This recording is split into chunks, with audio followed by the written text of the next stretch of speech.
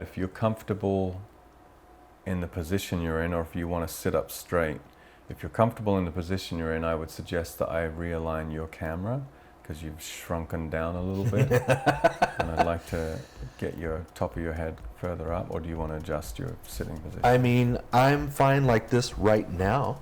Okay. Well, if you sit up might more erect. Adjust. I might cross my legs. I might cross one leg. I don't think that's going to have an impact, so I'm going to just quickly... This is Libby Road and the Sound Epistemology Podcast.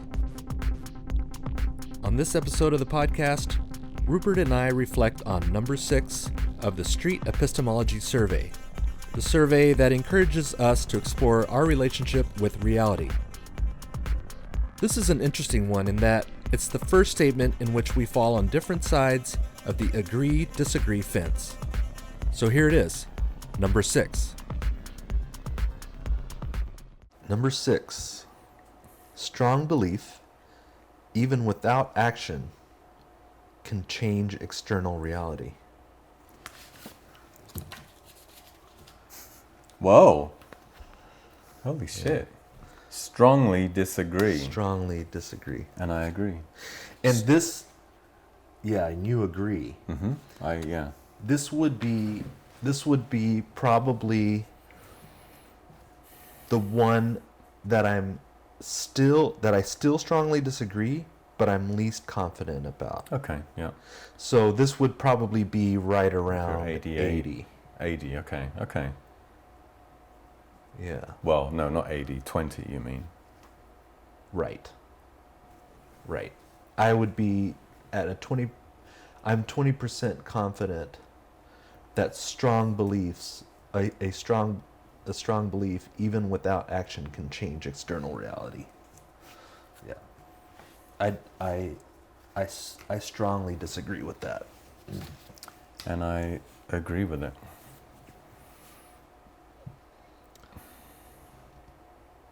Would you say that believing something can change whether or not it's true? Believing something severely changes the choices we make and the reactions we have to that which we're interacting with. I think that's where the without action comes in, though. Right? Yeah, but you don't have to act to think. You don't have to act to have a prejudice. Right.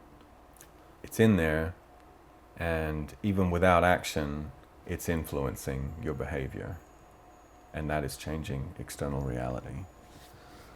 So if you hold a belief that all English people are out to rule you, dominate you, think they're better than you, even without any action, that's going to color the way you interact with English people in this example. And that is going to change how you interact with an English person. Yeah, and that's where I go back to without action.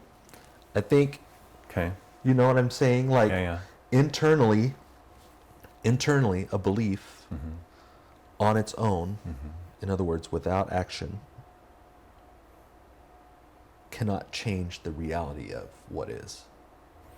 Well, the belief is action, though. It's influencing. Belief is action. Yeah, if you're believing something, there's the action of you're having that thought versus not having that thought. Oh, okay. So you're saying that simply believing something is the same as taking an action? Yeah, it's not the same as, but I think it's unfair to think that they're two different things. I think they are in the same pool of modality. I think a strong belief is action because it's a choice. You're choosing to believe, and choosing to believe is an action. You think you can choose to believe something? I think that's how you believe something, is you choose it. I don't think you just believe it. I think it's you're choosing to believe it. You have the ability to choose to believe things. That's what you're saying. Yeah. So it sounds like you don't see it that way, or maybe we've got some definitions of terms. Yeah. So you think a belief can happen with or without you choosing it? I don't think that I can choose to believe something of which I'm not convinced. I can't choose to believe that I have $1 million in my bank account. I can't choose to believe that I can fly unaided across the Grand Canyon. I can't choose to believe something that I'm not convinced of. But that's a choice. You're choosing not to choose to believe things that are contrary to what you're experiencing through your sensory perception. You've made the choice that you're not going to, if your senses don't provide you the immediate feedback of this thing, that you're not going to choose to disbelieve those. I don't think I have the ability to choose to believe or choose to disbelieve. If I'm convinced of something, I believe it. If I'm not convinced of something, I don't believe it. I don't have the choice to choose to believe something that I'm not convinced of.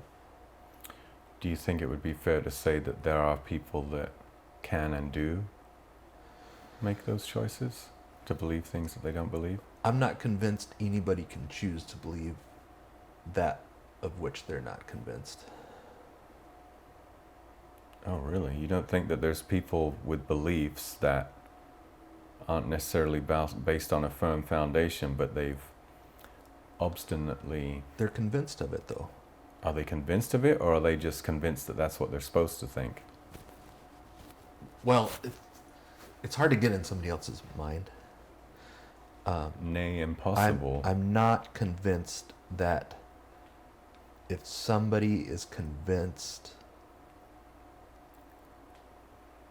they cannot fly across the Grand Canyon, that they can choose to believe that they can. Okay, well, let's take that example to someone doing an ollie on a skateboard. Uh-huh. If they, or like, well, I want to keep going that example, but we could also use Michael Jordan making a slam dunk. Would you say it would affect his ability to have a slam dunk if he went every time into that interaction with, I'm not going to be able to do this, I'm not going to be able to do this, versus him visualizing himself doing it, flying through the air, making it? Same with the ollie of the skateboard. I can see it happening, I understand how it's going to happen, and that influence is for the better, the outcome of you trying to do the ollie, versus you've just convinced yourself, I can't do it. I mean, you've seen it on stage yourself before. I'm going to fuck this song up, I'm going to fuck this song up, I'm going to fuck this song up, versus, I got this song, I know how to play this song, I know how to play this song, and then the performance that comes out of you. I think there's a difference between being convinced and thinking positively about something. Okay. If I'm not convinced that I can perform an ollie, I can't force myself to believe that I can perform an ollie. Oh, so you can't visualize yourself doing something that you're incapable of doing? I'm convinced that it's possible for me to perform an ollie. I'm convinced that I have that possibility. Can you do an ollie? I don't know if you... Can you skate? Well... Have you done an ollie? I'm saying that it's possible for me to be able to do that. I'm convinced that I could do an ollie if I practiced enough. Okay. Practicing could you do a makes handrail? the master. Absolutely. Yeah. Could you do a handrail? I'm convinced that it's possible for me to do that. Okay. Could you... I believe that I could if I practiced enough. Okay. Is there anything on a skateboard that you are convinced that you would absolutely never be able to achieve. Yeah. Yeah. I'm not convinced that I could float across the Grand Canyon on a skateboard. And I can't choose to believe that I can. Okay. So, okay. Is there a less extreme example of something someone else has attained that you yet haven't attained, that you could never see, you could never convince yourself that you could be able to duplicate? Well, Michael Jordan can dunk probably 100 out of 100 times on a regulation height basketball goal. Mm-hmm. I can't choose to believe that I can dunk 100 out of 100 times on a regulation size basketball goal. So you think no matter how much training, no matter how much practice, you would not be able to achieve that? I can't choose to believe that I can defy physics. Well, how come he can defy physics then? He has a different physiology than I do. I can believe, I'm convinced that Michael Jordan could dunk a basketball 100 out of 100 times. I'm Mm-hmm. convinced that he can do that. I believe that he can do that. Mm-hmm. I'm not convinced that I can do that. So therefore, I can't force myself to believe that I can dunk 100 out of 100 times. Would it be fair to say there are people with dissimilar physiology to Michael Jordan that, even though they have that seeming disadvantage, have still been able to achieve the goal, achieve the ability to dunk 100 times? I would say that I can't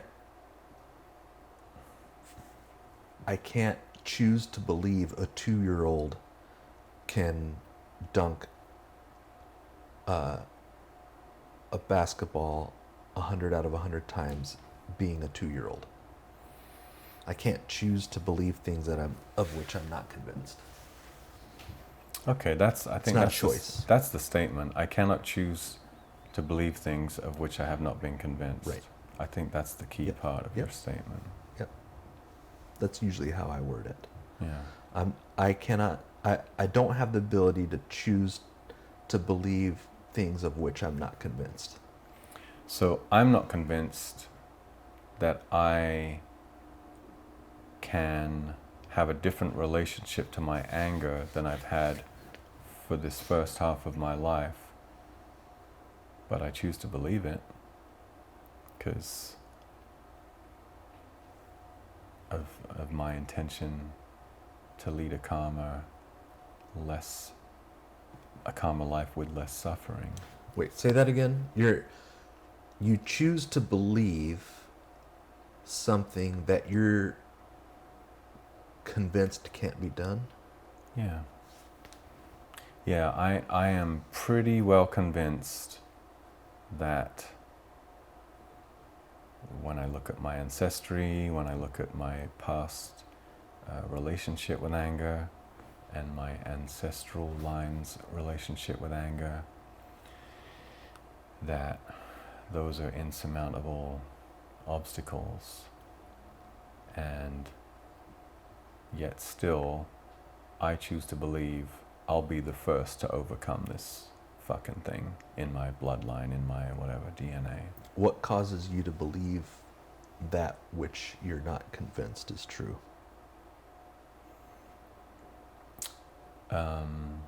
Little things throughout my life that I have felt that way about, been convinced of. You know, as you were talking about the 2-year-old not being able to dunk, I think immediately about my stepdad loves to bring up these, Romania's Got Talent or whatever. You had no idea that these countries are doing these things, and there's these incredible feats that people are pulling off, whether they're 2, whether they're, 84.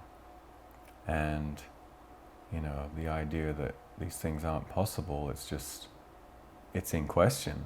I don't think they're definites. I don't think it's fair, and I think that we limit ourselves with that, and that I could be convinced that a 2-year-old can dunk. Yeah. It would take evidence Sure. for me to be convinced of that, and at that point I would have to believe it because I'm convinced it's true. So I think what we're realizing is that we have a different definition of belief.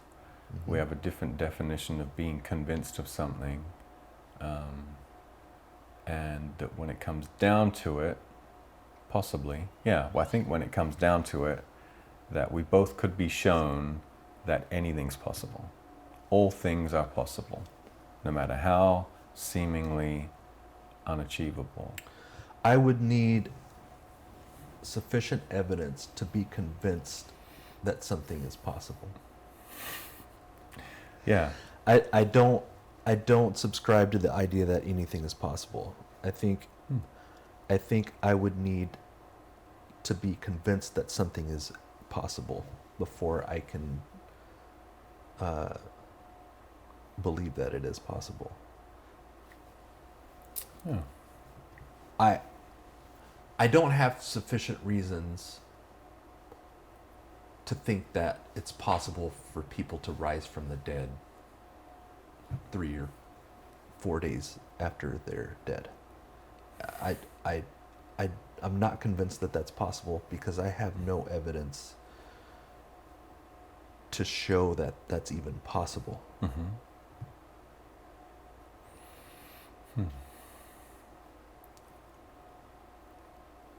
I used to say that. I used to think that. I used to think, oh, anything is possible. Yeah.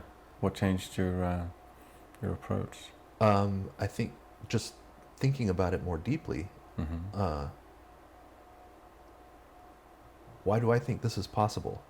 What evidence do I have to show that this is even possible? And if I don't have any, if I don't have any evidence,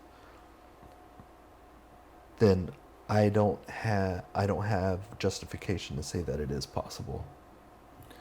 So, and that's great. I respect that. I think I think it might be a limitation. You might be limiting yourself. I'm open to changing my mind, but it requires sufficient evidence for me to do so. Do you think it's possible for somebody to rise from the dead?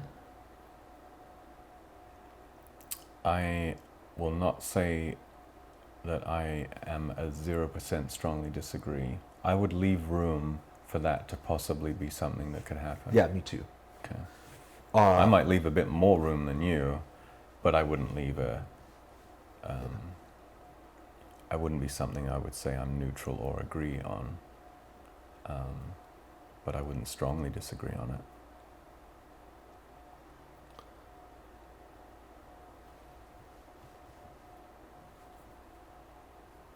Do you think it's possible for somebody to rise from the dead, though?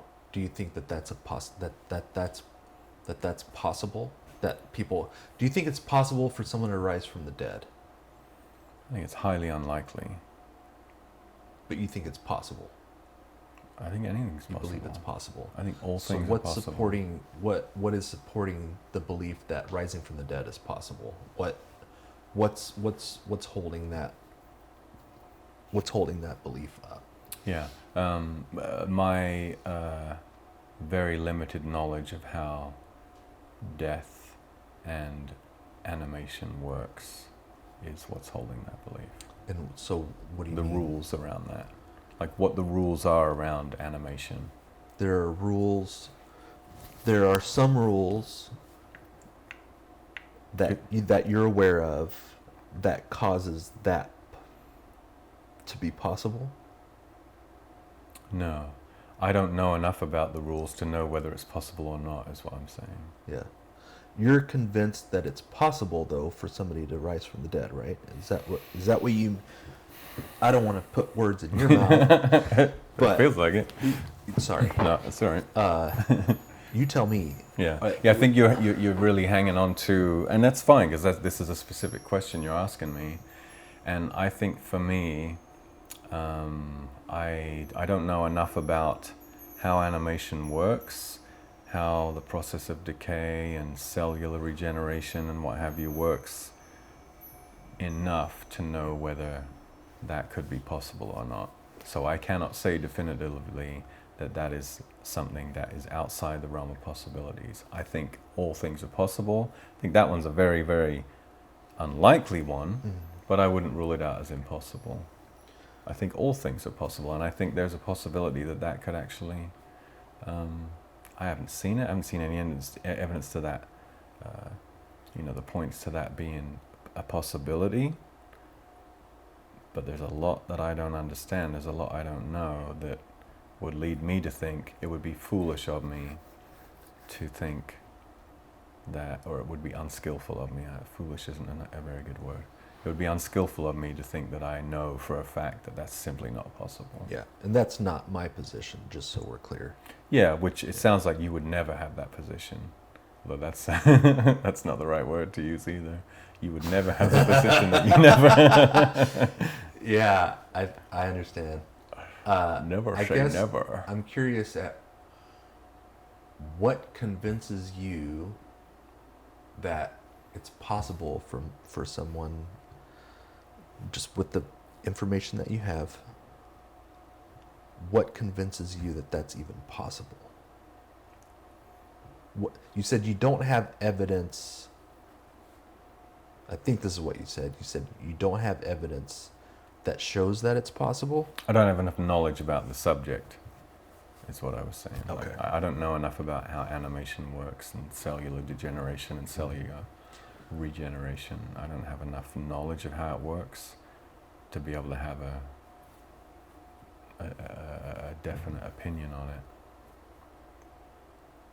I know there are those that might have a lot more of that knowledge, and I certainly, rather than live my life based on whether that's a true thing or not, if it was something that was that important to me, I think there would be ways that I could become more of increase my knowledge immensely on whether or not that would be a possibility. But, I mean, I think of the example of like being able to break through the Earth's atmosphere. I don't think anyone thought that was possible before it actually happened. And if we had all gone under the assumptions that we don't, then maybe we'd have held ourselves back from punching through the Earth's atmosphere. Mm-hmm. We found out that it is possible. We found out that it is possible, yeah. So how could we find out that it is possible that somebody could rise from the dead?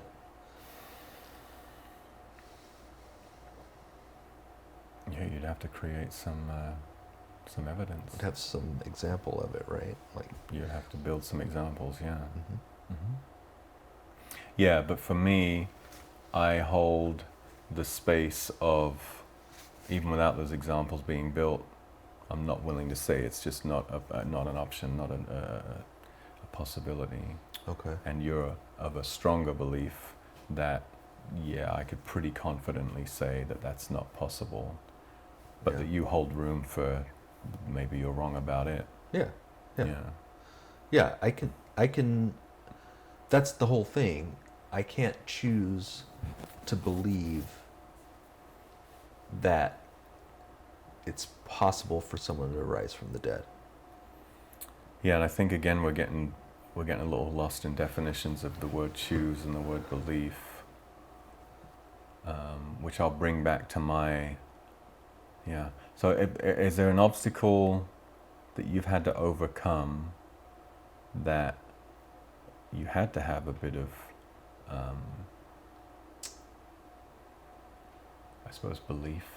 You had to have some, even with no confidence and no evidence towards pointing to confidence, you went, despite the odds, I'm gonna try and master this thing anyway, and then did so, or overcame a thing,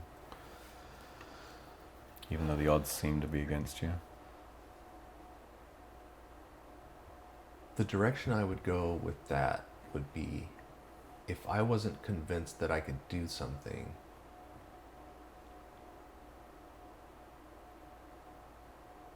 I probably wouldn't bother trying to do it. Okay, so what if it was something that you really, really thought, I would like to try and get to where I could do this. Yeah. If you had anything like that, even though all evidence points to the contrary, that I'm not going to be able to dunk 100 times or whatever. I would love to be able to dunk 100 times. I'm not genuinely, or are you just using that as an example? Sure, I would love to be able to dunk. Or you feel passionately about that? Yeah, I would love to be able to go out to whatever basketball gym and dunk 100 times. That'd be cool. I think that'd be awesome. Conceptually, you would love to. Or is there genuinely a burning desire in you to achieve that? That has no effect on whether it's possible.